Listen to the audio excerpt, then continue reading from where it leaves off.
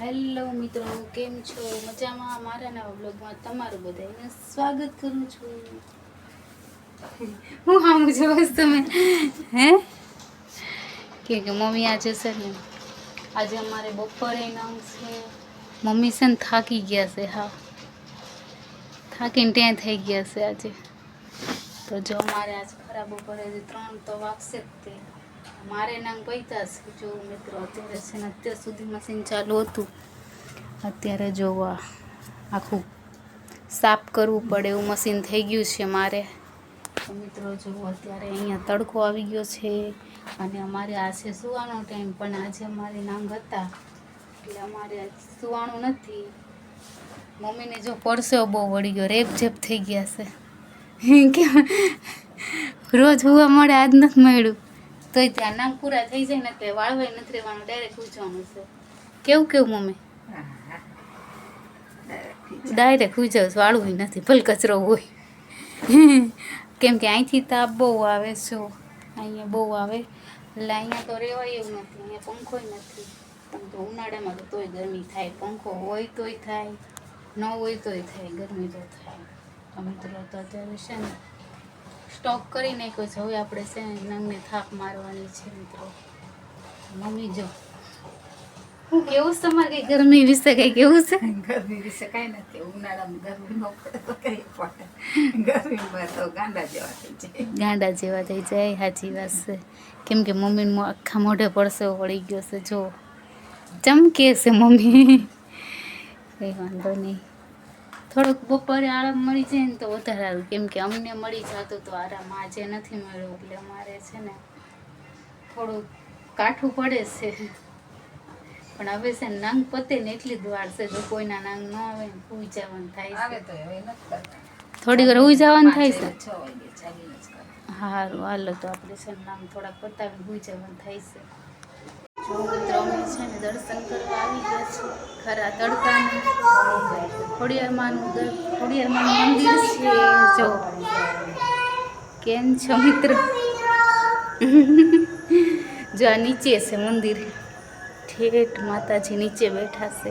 કેમ કે અહીંથી ઉપરથી તે અહીંયા નીચે ઉતરવાનું છે. એટલું મસ્ત મંદિર છે.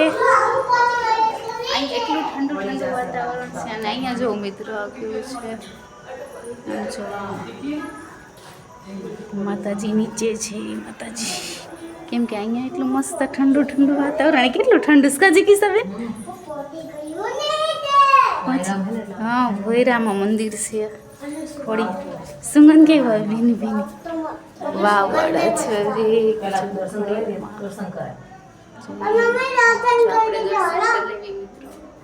જય ખોડિયારમાં.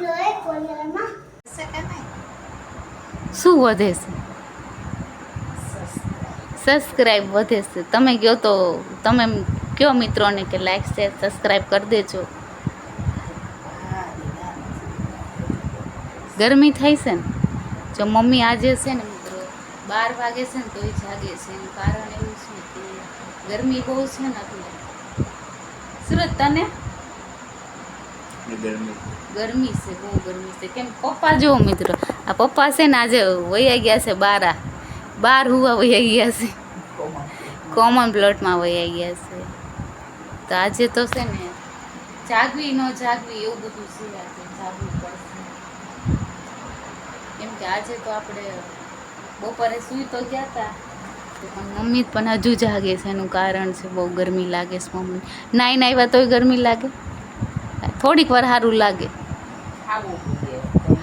હાબુ એ ઘસીને નાયા. તો જો આ ટેબલ પંખો છે અમારો. જીગીને એવું મસ્ત લાગતું હતું. અત્યારે સુધી છે ને જીગી સબીનના ઘરે એસીમાં બેઠા હતા. સુરત જેનું શું કે ખબર, એ કે મારે અહીંયા હુવા આવું છે. મેં તો ત્યાં રે ગરમીની ત્યાં ક્યાં આવી, ટાઢું થાય પછી આવજે. એની મમ્મી શું કે ખબર, કે આમ ફરવા જાવી ને એટલે તને ત્યાં મૂકતી જાવી છે.